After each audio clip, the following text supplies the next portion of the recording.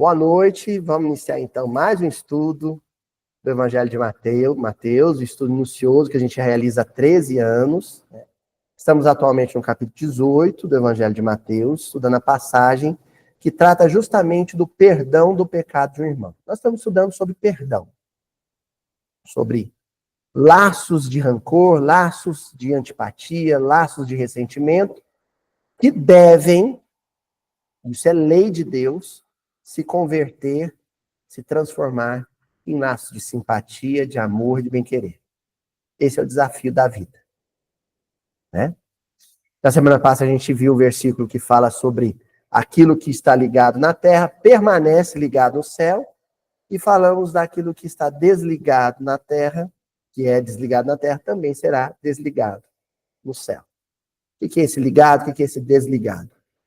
Quando a gente contrai um vínculo de antipatia, de ressentimento, de rancor, esse vínculo não cessa com a morte. Esse vínculo permanece após a morte. Né? E às vezes atravessa a erraticidade e reaparece no mundo numa nova existência. E isso é bem frequente, isso acontece sempre. Né? Agora, aquilo que é desligado na Terra, ou seja, aquilo que é reformulado, reestruturado na forma de simpatia e bem-querer na Terra, permanece simpatia e bem-querer no mundo espiritual. O que a gente vai estudar hoje, então?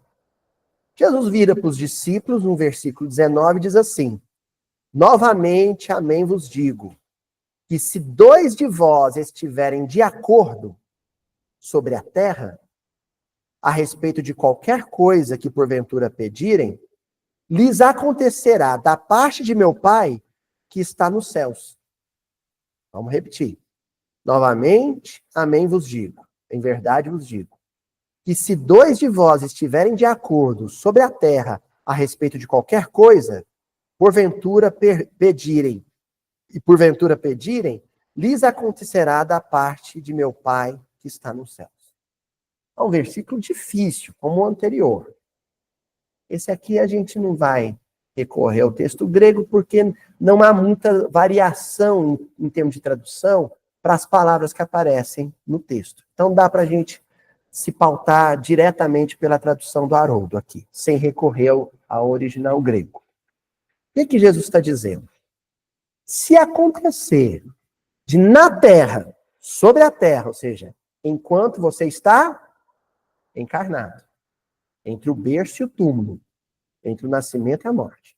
Se acontecer de, nesse intervalo de tempo, você e uma grande antipatia, e um grande adversário, um grande inimigo, se acontecer de vocês se reconciliarem, vocês se entenderem a respeito de qualquer coisa, foi da parte de Deus.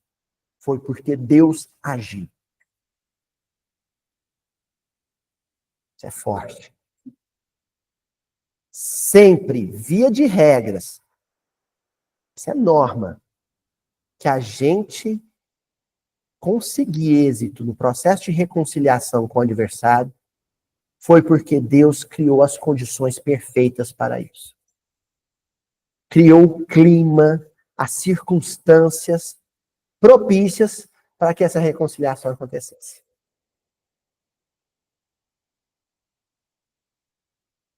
Aí você vai pegar um avião, dona Cíntia. Você vai pegar um avião. E na hora que você vai pegar o avião, acontece que te dá uma dor de barriga no saguão de embarque. Você vai no banheiro, quando volta, perdeu o avião. Aí você vai no guichê, conversa daqui, conversa dali e tal, eles conseguem te encaixar no próximo voo, que é um voo que está vindo de outra cidade. Vai parar por ali e você vai embarcar no avião. Acontece que a outra cidade de onde está vindo o avião é a cidade onde mora uma pessoa que você jurou que não queria ver nem pintada de ouro. Aí você entra, o avião está todo lotado e a única cadeira do avião é a cadeira que fica do lado de uma pessoa que é quem? O seu antigo desafeto. Você não queria ver nem pintada de ouro. Não está pintada de ouro, mas está sentadinho do seu lado. Aí você olha e você fala, não. Né?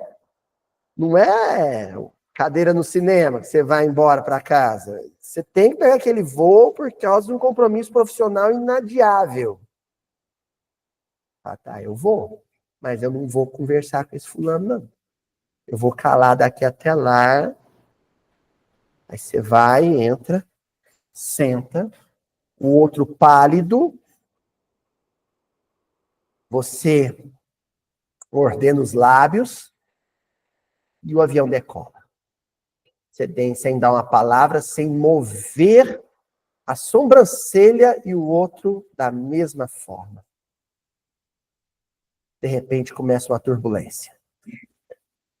E a turbulência vai ficar mais séria. E começa a chacoalhar. E de repente o piloto fala, senhores passageiros, preparem-se para acoplar as máscaras de oxigênio. Estamos em queda de altitude. Aí você, meu Deus, o outro também, meu Deus, os dois seguraram as mãos. Aí o avião acalma. E o piloto... Voltamos à área de estabilidade. Vocês viram que eu tenho ideia fixa com o avião, né? Lógico, né? Porque o meu pior pesadelo não é encontrar com o meu adversário maior numa situação difícil. É que essa situação difícil seja no avião. E aí os dois seguram as mãos, o avião para de trepidar, um olha para o outro. E aí não tem o que fazer. Vamos conversar. Quem aproximou você dele? Deus. Agora, você podia também olhar para ele e falar assim, isso não devia ter acontecido. Né? Porque tem que ter a situação propícia, a circunstância perfeita, senhor Adelmo. Mas tem junto que haver uma predisposição íntima para a reconciliação. Entendeu? Então, Deus movimenta 70% para que essa reconciliação aconteça. Ele mobiliza céus e terra. Ele atrasa o avião. Ele cria turbulência no outro. Para que aquela reconciliação aconteça. Mas 30% é com você e com ele. Hoje nós vamos estudar isso. Porque eu criei uma situação trivial, quer dizer, trivial para vocês que andam de avião. Para mim seria o fim do mundo, né? Mas vocês pensem aí, uma situação trivial dessa para que esse encontro aconteça, não é? Mas existe uma mobilização maior. Existe uma logística, sabe? Empreendida, ainda de maiores proporções, que é o processo reencarnatório, o processo kármico em família. Né? Deus movimenta lá um avião atrasado para você sentar do lado do seu desafeto. E ele faz coisa maior. Ele faz um casal se encontrar na vida, faz esse casal ter um filho e faz com que esse filho seja um desafeto do pai ou desafeto da mãe ou de ambos. Olha só. A logística para fazer um casal se encontrar, se casarem. Certo? Hoje nós vamos discutir isso, tá? Que palavrinha que eu separei no versículo? Na verdade, uma expressão, da parte de. Em grego seria uma palavra só, da parte de. Ou por causa dele. Né? Então, lhes acontecerá da parte de meu pai. Porque Deus quis. Porque Deus agiu. Porque Deus interferiu. Deus não priva o homem do seu livre-arbítrio, da sua liberdade de escolha. Não vai privá-lo. Agora, uma forcinha ou uma forçona para nos colocar nos trilhos, isso ele faz. Dever de pai. Não é? Faculdade. O filho, quem vai bater o martelo e decidir se faz aquela faculdade é o filho. Agora, o pai cria as condições propícias, né? Ele age para que aquilo aconteça. Tá certo? Primeiramente, nós vamos trabalhar com o texto do Emmanuel, do livro Material de Construção, capítulo 12. Encomenda de paz. Encomenda mesmo, viu? Encomenda aqui igual a da Amazon, do Mercado Livre, uma encomenda de paz. Aí é um textinho curtíssimo. É meio que uma prece. É uma oração que Emmanuel faz. E compartilha conosco a oração que ele fez. Lembrando que o senhor Emmanuel é o Públio Lentulus do há 2000 anos, que levou séculos para se entender ali com Pôncio Pilatos. Lembra do Pôncio Pilatos? Pôncio Pilatos, que foi a razão da separação dele com a Lívia Lentulus. E olha, eu vou contar uma coisa para vocês. Lá no livro Evangelho segundo o Espiritismo, olha para vocês verem como é que é as coisas. Tal. O Emmanuel se reconciliou com Pôncio Pilatos.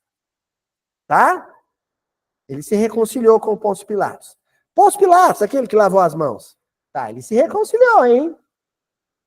Só que aí no Evangelho segundo o Espiritismo tem uma dissertação espírita, um texto chamado O Egoísmo. Quem se lembra quem é o autor desse texto? Assinado Emmanuel, com 2 M's. Emmanuel, que é um pseudônimo composto a partir de Hermano Manuel. Tá? Aí ele tira o H, pega o EM ponto, que no século XVI era a abreviação de Hermano, irmão Manuel, porque ele está se referindo ao Emanuel da Nóbrega. Na época, EM ponto Manuel era como Manuel da Nóbrega, o padre Manuel da Nóbrega, que é Emmanuel, assinava as cartas dele.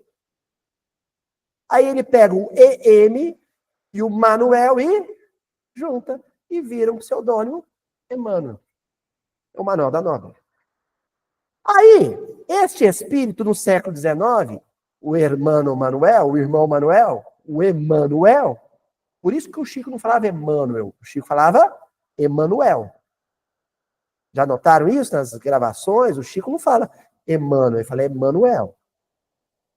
E aí o Emmanuel assina uma mensagem intitulada O Egoísmo no Evangelho segundo o Espiritismo.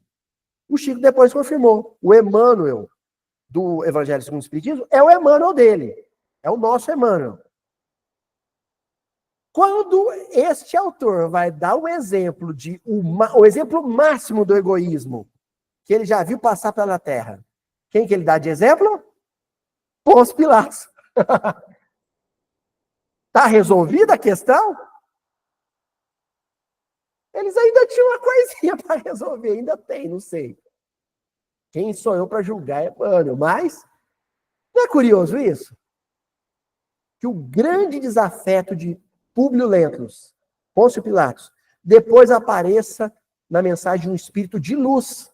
Ele, Públio Lentulus, agora Emmanuel, ele apareça como o exemplo máximo do egoísmo? Isso é só para a gente ver, estou dando esse exemplo para vocês verem como essa questão dos laços de antipatia são poderosos. Emmanuel perdoou Pôncio Pilatos. Os dois se reconciliaram na vida espiritual. Mas na memória afetiva do espírito, para ele, o maior exemplo de egoísmo foi daquele personagem, Pôncio Pilatos. O Pôncio Pilatos deixou de existir. Agora é outro espírito, não é? Ele evoluiu. Mas aquele personagem histórico, para o Emmanuel, ainda é o maior exemplo de egoísmo. Do mesmo jeito que ele, Emmanuel, quando vai falar do Públio Lentulus, que também deixou de existir, Públio Lentulus não existe mais. Quem existe é o espírito que vestiu aquela roupagem, aquela persona. Quando ele vai falar do Públio Lentulus, no prefácio do Há 2000 anos, ele se refere a ele mesmo como o espírito, o orgulhoso senador Públio Lentulus. Para ele também é um grande exemplo de orgulho. Orgulho e egoísmo. Públio Lentulus e Pôncio Pilatos. Os dois juntaram, deu ruim. Um muito orgulhoso, o outro muito egoísta, deu ruim. Estão vendo como é que é as coisas? Pois bem, aí o Emmanuel faz uma oração. E na oração ele diz assim: peçamos a Deus aquilo de que necessitemos. Gente, não faz isso não. Brincadeira. Não faz isso não. Sabe? Você faz assim, faz uma oração, Maria Eduarda, fala assim: Senhor, eu te peço que o Senhor atenda aquilo que for a minha maior necessidade. Amanhã, quando você sair de casa, pôr o pé na calçada para ir para o trabalho, adivinha quem vai estar na sua calçada? Seu maior adversário. Por quê? Porque a maior necessidade da sua vida é reconciliar-se com ele. Deus vai atender seu pedido. A gente reencarna para quê? Ah, eu reencarnei, eu sinto que eu vim nessa vida para ser médico e salvar vidas. Ah, eu sinto que eu vim nessa vida para ser mãe. A minha missão na vida é a maternidade. Ah, eu sinto que eu vim nessa vida para ser empresário e gerar empregos. Dar emprego para um monte de família. Nada disso. Ah, todos nós viemos nessa vida com um único propósito. Eu vou ser mais preciso, Diego, para doer. Se não doer, não é miudinho, né? A gente reencarna com um único propósito nessa vida: reconciliar-se o quanto antes com o seu adversário. A gente nasce para isso. Se você vai ser padeiro, pedreiro, professor, se você vai ser casado ou solteiro, se você vai ser pai ou não vai ser, se você vai torcer para o Vasco ou para o Flamengo, não importa. Isso tudo pode mudar. Porque você não reencarnou para nada disso. Isso acontece. Consequência, é escolha. Isso pode acontecer ou não. Só tem um negócio que tem que ser o fulcro, o centro, o cerne nevrálgico da sua vida. A reconciliação com o adversário. Você veio nessa vida, nasceu, comeu, dormiu, tomou remédio, casou, separou, teve filho, filho casou, separou também, foi embora. Trabalhou, aposentou. Você fez isso tudo. Mas se você não reconciliou com algum adversário, sua vida foi vã. Sabe o que é vã? Vazia. Oca. Foi uma vida vazia de sentido, de propósito. Você viveu por nada. Você desencarna para encontrar com o seu avalista reencarnatório. E aí, Tião, como é que foi? Ah, foi bom. Casei com a Sueli, ela tocava as cobrinhas que passavam no meu caminho, conversava com as cobras, eu tinha medo de cobra, ela não tinha. Tive meus filhos, amei meus filhos, todos eles. Trabalhei lá no Correio, fui bom funcionário anos, aposentei. Trabalhei no Legionários do Bem, no Centro Espírita. Sentava na máquina de costura do lado da minha mulher, fazia enxoval junto com ela. Beleza, tchau. Reconciliou com o fulano? Então, deixa eu te explicar. Então, isso é complicado. Não, eu quero saber o seu avalista. Tchau, vai olhar no seu olho, vai falar assim, não, para de enrolar, para de conversa mole, eu quero saber. E aí, vocês deram as mãos? Essa pode ficar para a próxima? Ô, Tião, não me faz passar vergonha. Eu assinei a reencarnação lá, eu fui avalista. Você reencarnou para isso, Tião. Estão sentindo drama? E olha que, pode ser que o grande adversário da sua vida, o tal, sabe? Nem nasceu. Por enquanto, a relação com ele está sendo telepática. Você aqui e ele lá.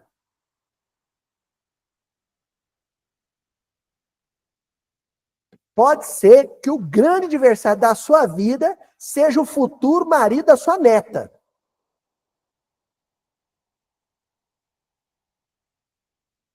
Você sabe quem vai ser o futuro marido da Laurinha, dona Cíntia? Sabe. Ele pode estar reencarnando nesse mesmo ano em algum lugar. E pode ser o grande adversário da sua vida. Tenso. Muito tenso. Hein? Ó, vou retomar. Eu fiz essa longa digressão. Peçamos a Deus aquilo de que necessitemos, mas em favor de nossa paz. Mas como é que é isso, Luz? Você pede aquilo que você mais necessita em favor da sua paz e ele te traz para o convívio. Seu maior adversário, isso é te roubar a paz, não é? O que é paz? Isso aí, dona Dora. A gente entende que paz é sossego, ausência de problema. Aí você chega alguém que é o problema, né? Que é um saco de problemas, pacote de problema completo, a gente acha, eu perdi minha paz. Não. Ele veio para o seu convívio para te gerar problema, para você saber lidar com os problemas que eles vão te gerar, para você poder depois encontrar com o seu avalista reencarnatório e falar, ó, tudo que eu tinha que fazer por ele, eu fiz. E eu não tenho mágoa dele mais. Ótimo, agora você está em paz. Sabe o descanso em paz? Na hora do último suspiro da sua vida, você só vai poder ouvir isso. Oi, pode falar, Ana.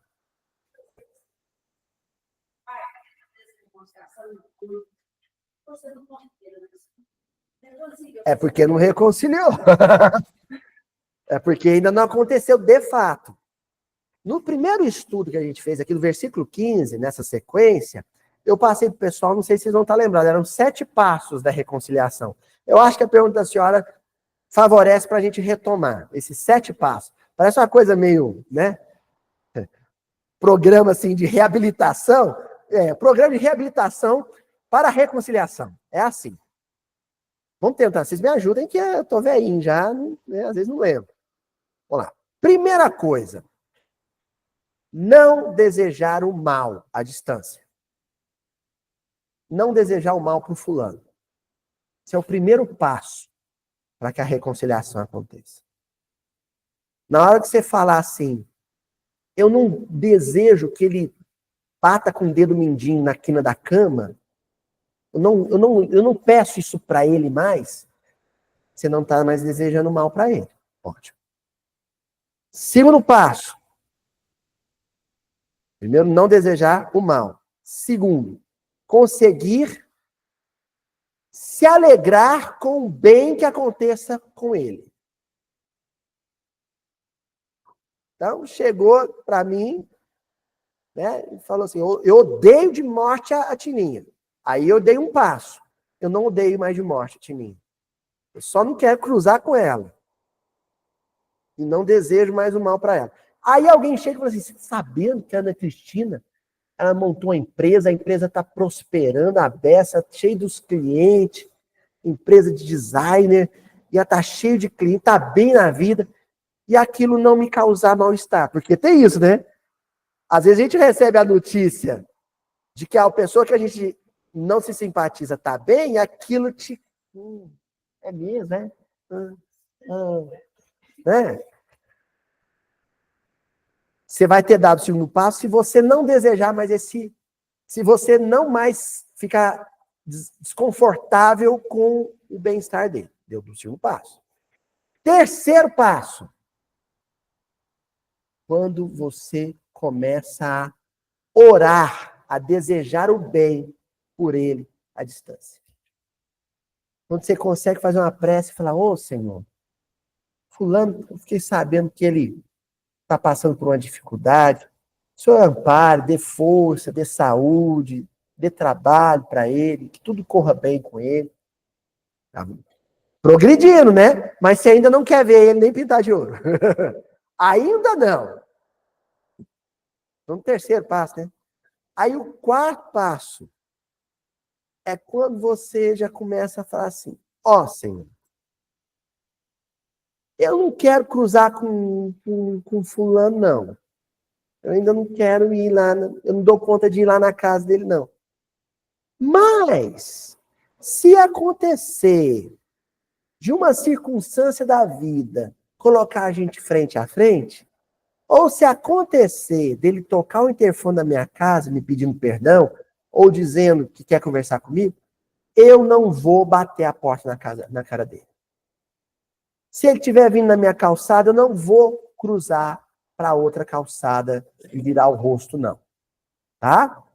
E seja conversa com Deus, impressa. Se o senhor quiser criar a situação milagrosa, é a situação que nós estamos estudando hoje. Pode criar, Senhor, que eu não vou decepcionar o Senhor. Eu parei em qual passo? Quarto. Falta 3. Eu não estou lembrando dos outros 3, não. Estou lembrando, mas depois eu lembro dos outros 3. O pessoal que assiste pela internet acha que descobre me lembra. Mas tem um desses 3 que falta, que esse é mais difícil. Que é quando... lembrei. Que é quando você se anima, você procurar o outro.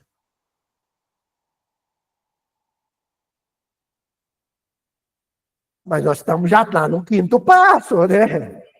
Estamos lá no 5º passo. Estamos bem, caminhamos bem, uai. Às vezes pode ter levado esse processo todo 1 ano, Dondora. Pode ter levado 10 anos, pode ter levado uma vida, pode ter levado 100 anos. Pode ter levado 1000 anos.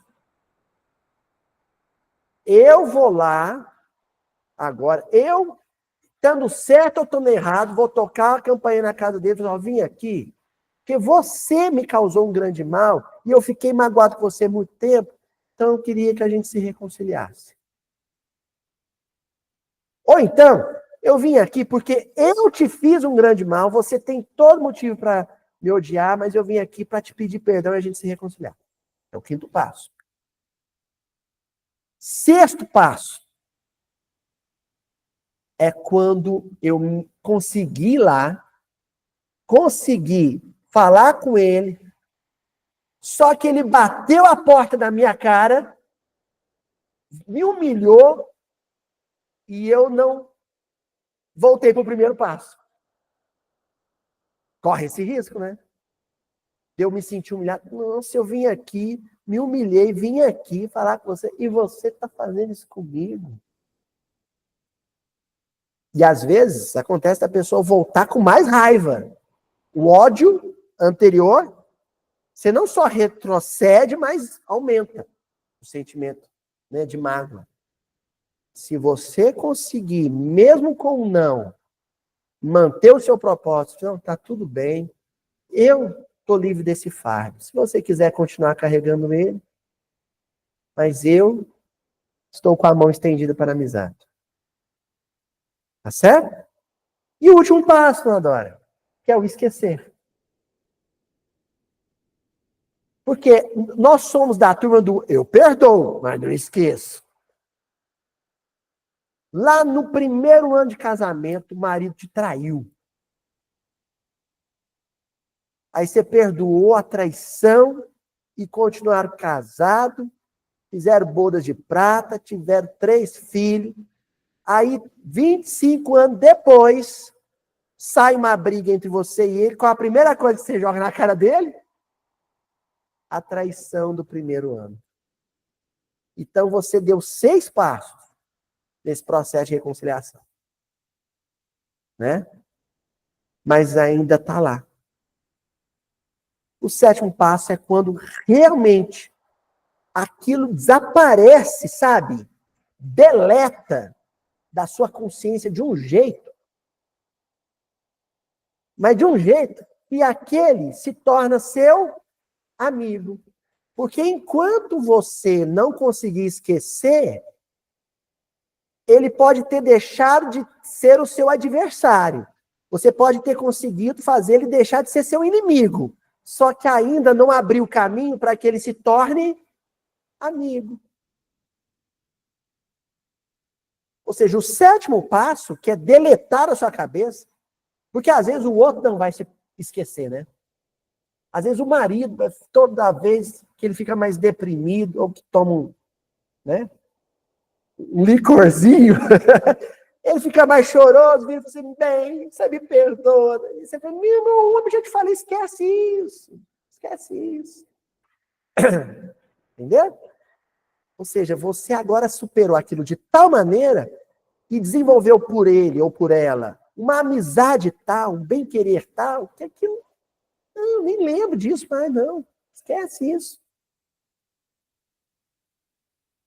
Gente, eu tô achando que hoje nós não vamos sair da primeira mensagem, que é uma oração, hein? A irmã continua. Roguemos ao Senhor a força precisa. Gente, imagina que você tem amarrado em cada perna 1 tonelada de chumbo. Em cada perna. Para cada passo desse, você tem que levantar 1 tonelada de chumbo e colocar a perna adiante. Aí você fica exausto.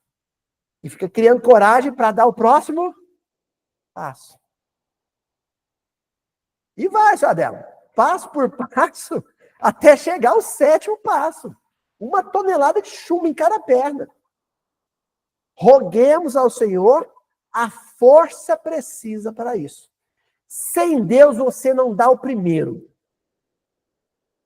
Em todos esses passos, Deus vai criar circunstâncias que te favoreçam. Todos esses passos. Às vezes, para você, por exemplo, dar aquele passo de orar pelo outro, tá lembrado? Qual que é? Acho que é o 3º ou 4º? Já lembro, esqueci já. Gente, releva, professor, 25 anos de profissão, aí você já não lembra as coisas não, né? Principalmente se está na aula de história, você já chama Pedro Álvares Cabral de Cristóvão Colombo, já está bagunçando tudo na cabeça.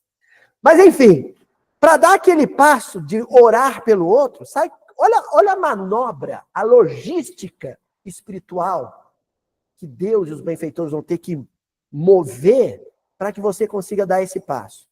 Primeiro vai ter que dar um câncer no seu filho, você passar apuro com seu filho, você perder o seu filho ou curar o seu filho, aquilo ficar entranhado no seu psiquismo, a dor de mãe, de pai, ficar entranhado no seu psiquismo, para daí 5 anos você ficar sabendo que esse adversário está passando pela mesma coisa. Deus vai ter que dar um câncer no filho dele, para ele viver aquele processo. Olha, desenvolver uma enfermidade grave dessa na sua família, depois na dele, para quê? Para existir uma coisa chamada empatia. Se você não tivesse passado por aquilo, perigava você ter a notícia do câncer no filho dele, sabe, Euridice? E ficar indiferente. Mas não, como você viveu a dor primeiro, aí você fala, olha, Senhor, você põe o joelho no chão, ora e fala assim, olha, Senhor, quando eu emocionei, eu tenho um menininho, né? Quando eu vivi aquilo com meu filho, eu impresso e falei, não desejo isso para o meu pior inimigo. Agora o meu pior inimigo está passando por isso. Então eu peço ao Senhor, Senhor meu Deus, o apoio, a força, o amparo que o Senhor foi para mim, seja para ele também. Pronto. 1 tonelada. Um passo adiante. Olha o que Deus teve que fazer, Tininha, para que eu conseguisse dar esse passo de orar pelo meu pior inimigo. Eu tive que viver isso. E ele viver isso. Mas Deus não para por aí. Deus continua trabalhando, né? O que Jesus falou? Eu trabalho até hoje, eu trabalho até hoje, meu pai trabalha também. Não é assim? Deus não para de operar, de obrar. Porque aí, sabe o que acontece? Para o fulano curar o filho dele, Muriel, tem que ter uma transfusão. Um transplante, aliás, de medula. E nenhum parente dele tinha uma medula compatível. E aí começaram a procurar a medula compatível e eu estava cadastrado no banco. É assim? Porque quando meu filho teve, eu me cadastrei. E descobriram que a única medula compatível para curar e salvar o filho dele é a minha. Gente, isso aí é coisa de escritor, né? Aí não, eu tô improvisando. Ó, leia o Morro Alto, muito melhor. E aí, o que acontece, dona Cíntia? O fulano te procura e ajoelha nos seus pés e fala: você salvou meu filho. Não sei o que eu te fiz. Me perdoa. E beija seus pés. Aí você, passo 5, passo 6, passo 7, numa noite. Passo 8. Você levanta ele e fala: esquece tudo, me abraça. Nós somos irmão de dor. Vamos ajudar outros pais agora, com a nossa experiência. Pronto? Bonito, hein? Final da história é lindo, né? Você tem algum livro chamado Reconciliação? Eu posso transformar em minissérie também, né? Olha o que o Emmanuel vai dizer. Roguemos ao Senhor a força precisa, a fim de procurar por nós mesmos a reconciliação e a harmonia com aqueles irmãos com os quais nos sintamos conflitados. Seja por incompreensões deles mesmos, ou porque os tenhamos ofendido. Quer dizer, esse estudo todo hoje, praticamente todo, foi em cima de uma prece do Emmanuel. Uma prece que ele deve ter repetido várias vezes, pedindo a Deus para ajudar ele a se reconciliar com o Pôncio Pilatos. E aí eu pergunto, você faz uma prece dessa, sentida, de joelho no chão, Deus não vai atender? Pode sentar e esperar que ele vai dar um jeito de colocar você e o adversário frente a frente.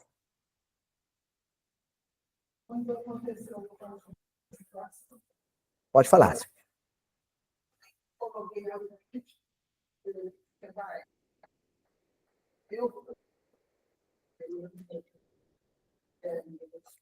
Olha só, a Sueli, vou repetir pessoal do YouTube, a Sueli, o Tião, viveram a situação em que eram os dois que tinham esse problema, e aí os dois chegaram à conclusão que precisava acabar com isso. Só que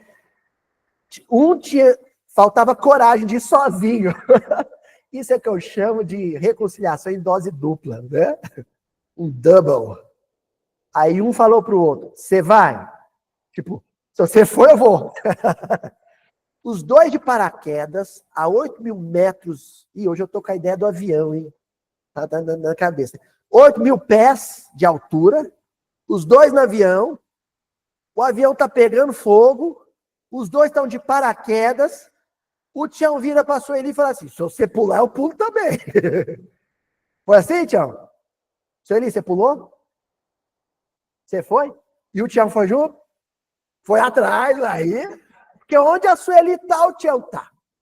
Sueli vai para o céu em Uberlândia, Congresso Espírita de Uberlândia, o Tião vai junto. Sueli vai reconciliar com o adversário, e o Tião vai junto. Sueli falou, vou reencarnar o Tião, eu vou junto. Você não casa com o outro. Se for para casa, é comigo. Foi assim, Tião? Mais ou menos assim, Tião? Olha que coisa linda. Que maravilha.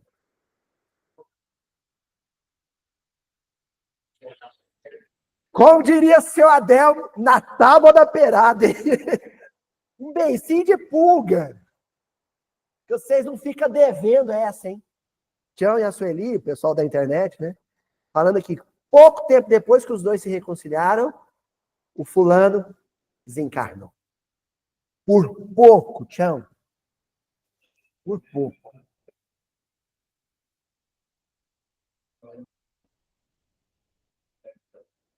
Ei. Ó, vou contar um caso familiar. Os personagens já tudo desencarnaram, eles devem estar tudo aqui nesses vãos do banco, viu, Maria Eduarda? Lembra que eu te falei, né? Eles estão tudo aí. Minha avó só sentava aí na sua frente, viu? Ela vinha no viu? Tá aí. Contar esse caso. Minha avó, filha única. Filha única.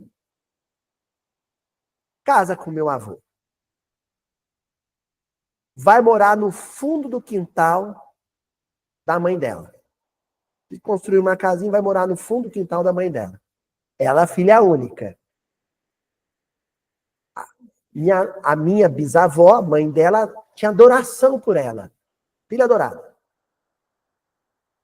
Por causa de briga familiar, o meu avô, marido da minha avó, briga com a sogra, a mãe da minha avó, e os dois se tornam inimigos dividindo o mesmo quintal. Quantos anos? 30 anos. 30 anos. 30 anos. Vocês imaginam a situação da minha avó? Entre a mãe, viúva, ela tinha que cuidar da mãe, e o marido. Era assim, gente. Vou contar como é. Eu lembro da minha infância, eu lembro dessa cena. Tá todo mundo desencarnado, viu, gente? Então posso contar. Olha como é que era a cena. Almoço de família.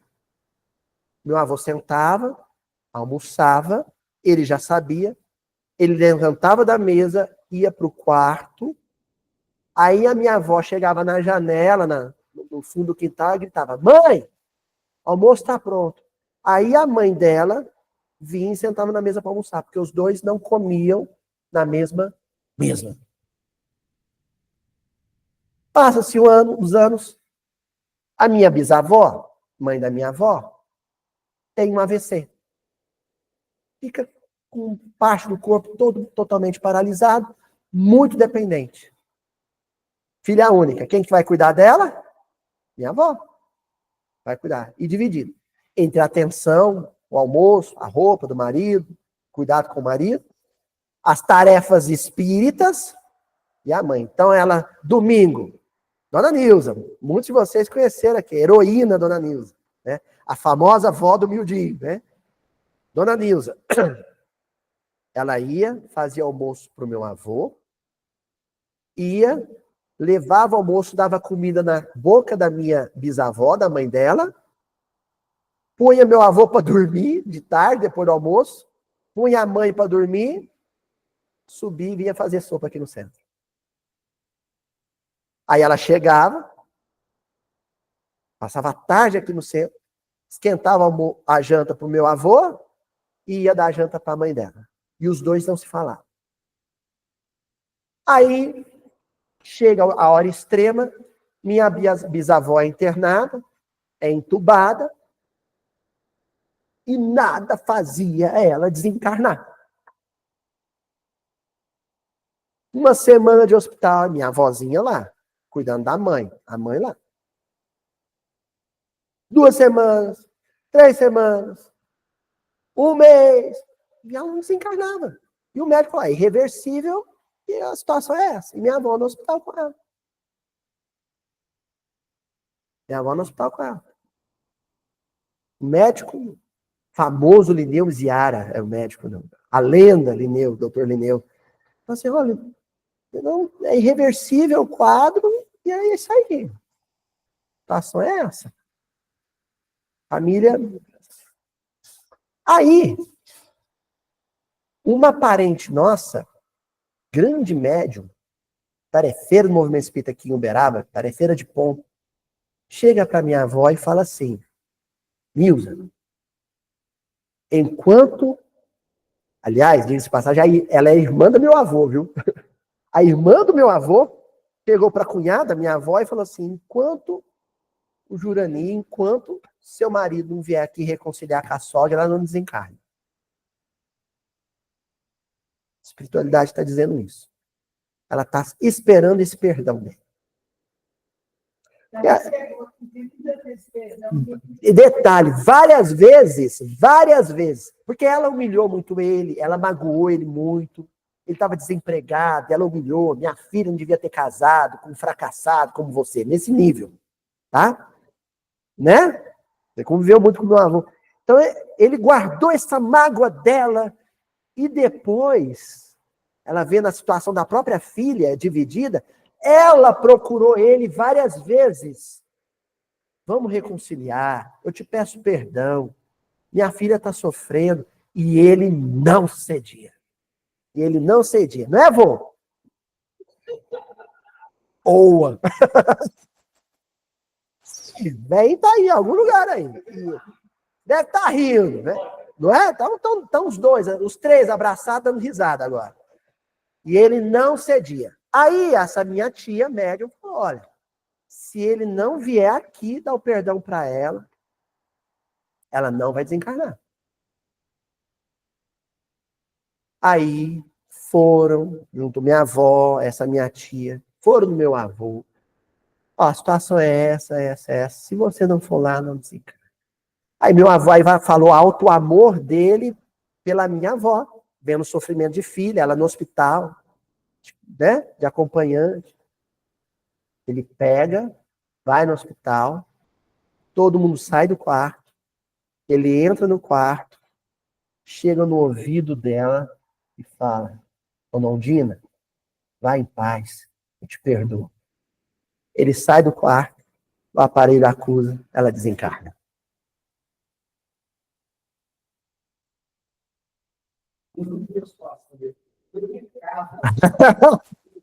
Não é? Olha, eu já contei aqui para vocês, vou contar de novo. O doutor Ricardo Vardil contou para a gente. Doutor Ricardo, médico homeopata de Belo Horizonte, falou: olha, minha irmã e minha mãe eram inimigas. Eu nunca tinha visto a minha irmã abraçar minha mãe, porque a minha irmã se negava a tocar o corpo da minha mãe. Elas não se cumprimentavam, elas não davam beijinho, nem cordial no rosto. Pois minha mãe foi para a cama, deu escaras que fala, né? Deu escaras, deu ferida. Minha irmã era a única que podia cuidar dela. Minha irmã teve que tocar minha mãe para passar pomada nas costas da minha mãe. No final, o cuidado médico de passar pomada nas costas da minha mãe virou carinho. Ela começou a acariciar minha mãe, dar um pouquinho, as duas estavam abraçando. Depois que elas começaram a abraçar, minha mãe desencarnou. O doutor Ricardo contou isso. É. Nós vamos fazer o seguinte. Nós vamos encerrar esse versículo hoje e vamos retomar ele a semana que vem. O mesmo versículo. Nós vamos continuar. Do que nós estamos falando? A movimentação divina, a mobilização celeste para promover processos de reconciliação entre adversários. É disso que nós estamos falando. Né? O versículo de hoje, Jesus falando, ó, se a reconciliação acontecer no plano físico, se houver entendimento sobre a terra, pode ter certeza, foi da parte de Deus. Certo? Até a semana que vem.